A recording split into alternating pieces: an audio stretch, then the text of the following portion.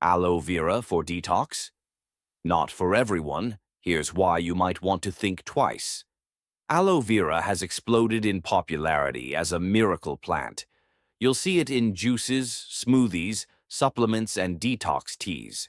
Wellness influencers rave about its cleansing powers, claiming it flushes toxins, heals the gut, and boosts energy. Sounds magical, right? But here's the thing.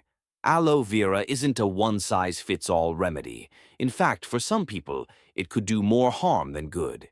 Let's break this down. First, yes, aloe vera does contain beneficial compounds like antioxidants, vitamins, and enzymes.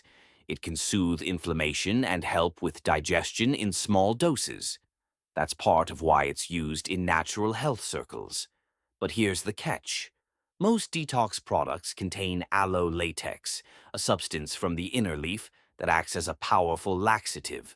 Sounds like a quick fix for bloating and sluggish digestion? Maybe.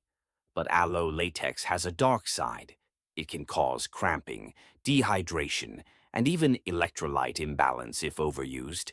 The FDA actually banned over-the-counter laxatives containing aloe due to safety concerns. And if you have underlying digestive issues like IBS, Crohn's, or ulcerative colitis, aloe can trigger flare-ups, not calm them.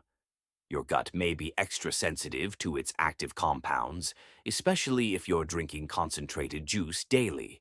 Even worse, some people can have allergic reactions to aloe, leading to skin rashes or stomach upset. Not exactly the wellness glow you were going for. There's also the myth that detoxing is necessary in the first place. Truth is, your body already has an amazing detox system. Subscribe now for more.